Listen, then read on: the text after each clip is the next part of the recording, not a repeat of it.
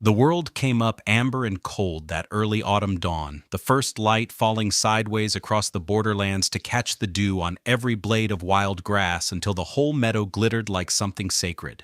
The new structures of Rakuen, 3 timber longhouses, a half-finished bathhouse, the low stone walls Sora had spent 14 days cutting, were touched with gold. Smoke rose straight up from the morning fires, for there was no wind yet. To the north, the mountains stood as dark shapes, distant and patient. They were always watching. There's a particular quality, the story knows. To a morning you do not know will be your last ordinary one. The light seems the same. The birds continue. The body goes through its routines without alarm because the body does not know. Only later, looking back, does the morning feel like a warning that was too gentle to hear. Kaito crouched at the edge of the unfinished onsen, turning a chisel over in his hands. His indigo kimono was work-worn, faded at the sleeves, mud at the hem, but he was not looking at the chisel. He was looking at the mountain road. There was smoke yesterday, he murmured to himself, in the pass. He set the chisel down, his jaw working once, like a man trying to swallow something that would not go down. It could be travelers, he thought. But no, travelers used the low road. The carved road through the pass was the demon road. Everyone knew that. Even the merchants who claimed they did not believe in demons took the low road. So what had been burning up there? Saya emerged from the nearest longhouse, her hair half-pinned, a plain persimmon-colored kimono wrapped tight against the chill. She carried 2 cups, and she read his posture before she reached him.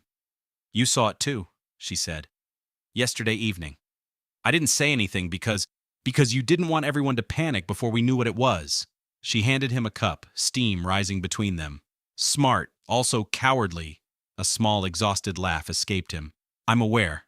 She sat beside him on the stone edge, and they both looked north. A long moment passed. The birds went on. The smoke did not return, but its absence was not comforting. "My clan's village was on the eastern ridge before it was destroyed," Saya said quietly. "We had 3 days of omens before the attack came. A well went dry, a horse refused the road, a child found a dead owl." Her fingers tightened around her cup. "I thought omens were superstition. And now? Now I think they're just the world trying to tell you to pay attention, in whatever language it has." Silence settled. The fire in the longhouse popped once behind them. Somewhere, Sora began the rhythmic ring of his apprentice hammering, still learning the tempo, still uneven. The sound was almost cheerful.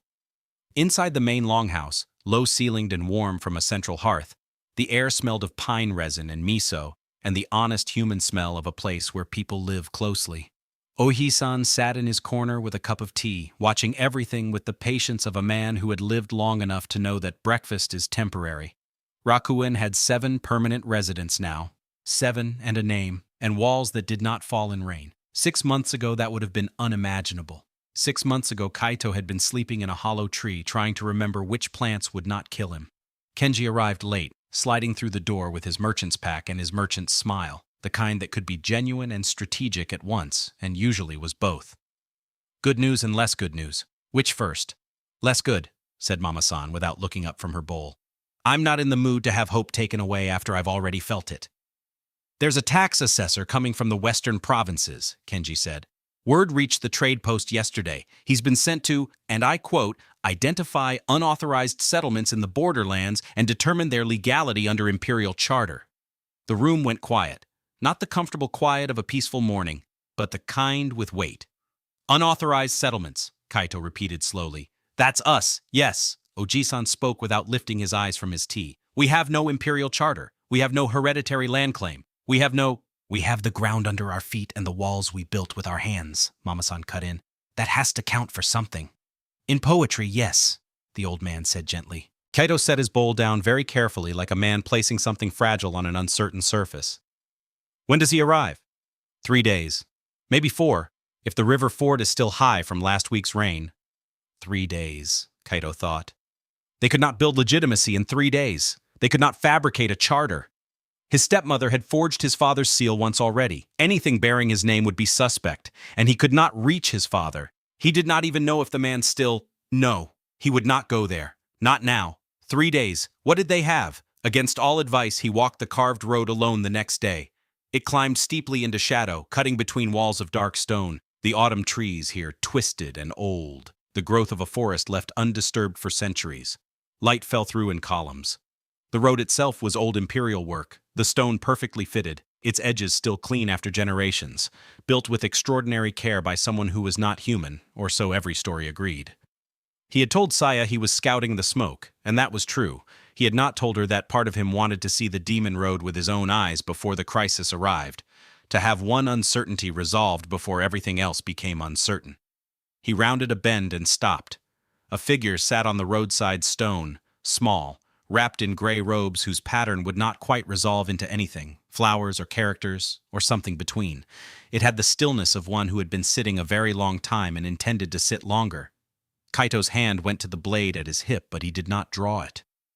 "You're the one building in the valley," the figure said without turning. "Word travels," Kaito answered, steadying his voice, a sound that might have been amusement. "The steam from your bathhouse reaches us on clear nights. It smells of cedar and mineral water and people trying very hard." The figure turned then, its face not wrong exactly, but with something behind the eyes that looked upon a far longer story than the one being told, ancient in the way the road was ancient. "The smoke you saw was us, burning a plague pile. We had sickness pass through. 3 dead." "I'm sorry," Kaito said. The demon tilted its head as if weighing the word. "You mean that?" "Yes. The valley settlements before you, there were 2 over the centuries. Neither one said sorry for anything, neither one lasted." It paused. "You have trouble coming. Human trouble, from the west. A tax assessor. A tax assessor carrying a dismissal order already signed. The assessment is theater. The decision has been made." The information landed like cold water. Kaito's face went still, his eyes moving to the middle distance. Already signed, he thought. Of course, his stepmother's reach was longer than he had known, or this was the Empire's policy for the Borderlands, or both. Both was probably right. Then what they needed was not legitimacy. What they needed was something they could not dismiss. "What would make us untouchable?" he asked aloud. The figure stood. "A claim that predates the Empire's interest in this land, or a purpose the Empire needs badly enough that destroying you would cost more than tolerating you." It gathered its robes to leave, then paused. "The hot spring beneath your construction, it runs deeper than you've dug, and the water is medicinal, genuinely, specifically medicinal. We have known this for 200 years. Then it walked, the road curved, and it was gone as cleanly as a light going out. Kaito stood alone as the wind came down from the pass and the trees moved. He looked at his hands, rough now, calloused in new places, permanently stained at the knuckle creases, not the hands he had arrived with. By late afternoon, he was back at the construction site, a pit of dark, wet earth with planked sides and the smell of mineral heavy water rising from below. Sora stood ankle-deep in the mud, frowning at a spring-fed trickle coming through the north wall with the expression of someone facing a problem he had not yet been taught to solve. Saya was already there, arms crossed, watching Kaito's face read whatever he carried back from the mountain. "Well," she said, "the smoke was theirs. Sickness. They're not the threat. And the assessor?" He owed her the truth and knew it. "The order is already signed. The assessment is formality. They mean to dissolve us." Silence. Sora looked up from the mud. Mama-san, who had come quietly to the pit's edge, did not change her expression, but her hands closed slowly into fists upon the post. "Can they do that?" Sora asked quietly. "Just erase us?" "The Empire can do whatever it has the will and authority to do," Mama-san said. "That is what Empire means, child." Kaito crouched at the pit's edge, looking down at the trickle. "There's a deep spring under us, medicinal. The ones to the north have known it for 200 years. If we can prove the spring's properties and establish Rakuen as a formal onsen resort, a healing place, we become something the Empire values rather than fears." "In 3 days," Saya said. "Yes." She stared at him, her expression cycling through too many emotions to catch each one. "You know what's in my clan's ruins? A bell, cast iron. It cracked when the village burned. I've been carrying it for 2 years because I couldn't leave it, but it doesn't ring anymore. Cracked bells don't ring." She let it settle. "That's what you're asking us to build, a cracked bell that rings anyway." "Yes," he said, meeting her eyes. "That is exactly what I'm asking." The silence lasted long enough to breathe twice. Then Mama-san unfolded her hands and turned to Sora. "Get up out of that mud. We have 3 days, and you're the only one here who knows how to cut stone properly." "Yes, Mama-san," he said, already moving. Kaito did not look relieved. He looked like a man who had committed to something and was now calculating exactly what it would cost. His hand went briefly to the back of his neck, a boy's gesture, underneath the calloused man. This was the moment most stories would call the turning point, with a rousing speech, a unified charge, music swelling. But in Rakuen that evening, there was no speech. There was only the sound of Sora's hammer starting back up, uneven, still learning, and the smell of mineral water rising from the earth, and 7 people choosing without drama to attempt the impossible, not because they believed they could do it, but because they had already paid too much to stop. By last light, the mountains stood almost wholly dark, only their highest edges still holding amber. A single oil lamp burned in the longhouse window, and the half-finished onsen frame was a silhouette against the sky, the air smelling of turned earth and autumn and that faint mineral sharpness from the water below. Kaito stood outside alone, holding something small, a worn piece of paper folded many times, his father's name visible on the outside in ink handled so often it had begun to blur at the edges. He did not unfold it.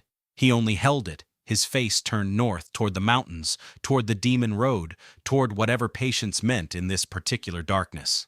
He had left home with his father's name and the empire's contempt. He had built walls, dug earth, failed 3 wells before the 4th held water, lost 2 months of work to rot and started again. He had learned which plants would not kill him. He had learned slowly that survival was not the end of the story, but only the beginning of the harder one. Somewhere to the north waited a cracked bell. Somewhere 3 days hence waited a man with a signed dismissal and an empire at his back. And here, in the valley where no civilization was supposed to exist, a light glowed in the window. Voices spilled out, Sora's laughter short and bright, cut off by Mama-san saying something dry. 7 people refused to stop. Kaito folded the paper back into his kimono, over his heart. He turned from the mountains and walked toward the light. The